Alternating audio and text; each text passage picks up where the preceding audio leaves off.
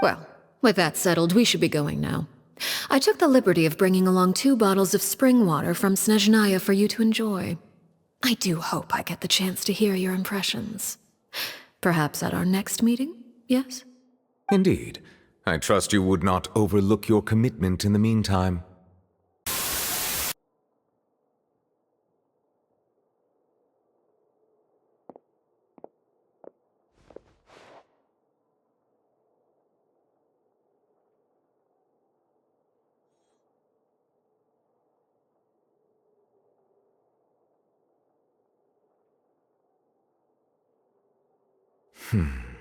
I understand your request. However, at the risk of causing offense, I must admit that I fail to see why you would wish for such a thing. I heard you have a certain fondness for water tasting, Monsieur Neuvillette, so allow me to use water as an analogy. A family is like a large body of water with countless rivers flowing in and out. As someone who watches over this system, I would hope that each river that flows from the source will eventually reach the ocean. Of course, objectively speaking, I know this is impossible. Most of the rivers will dry up along the way, disappearing into the ground and leaving nothing but a barren riverbed behind. Not all rivers are destined to reach the ocean, but I would not see their existence rendered meaningless. I believe the water that flows within them is simply meant for a different destination, like a field in need of irrigation. Or perhaps the glass of a certain water-tasting enthusiast. Did you get any of that, Traveler? Your words paint an optimistic picture indeed. Allow me to remind you, however, few among us are willing to sip from a glass filled with tainted water.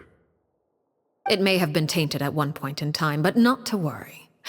I'll make sure it's strained of all impurities and returned to its cleanest form. I seem to recall there being a transactional aspect to your proposal. Perhaps you could expound on that? If you accept my proposal, Monsieur Neuvillette, I will gradually withdraw my forces from Fontaine. And, unless absolutely necessary, I will no longer carry out any special missions within Fontaine. I presume I can take your words to mean that, in the future, cases similar to the Tartuffe assassination will cease to cross my desk? Tartuffe? Ah, that thief who embezzled funds from all those charities, you mean? My deepest condolences to his family, but without any evidence, I cannot imagine how the House of the Hearth might have been involved in his passing.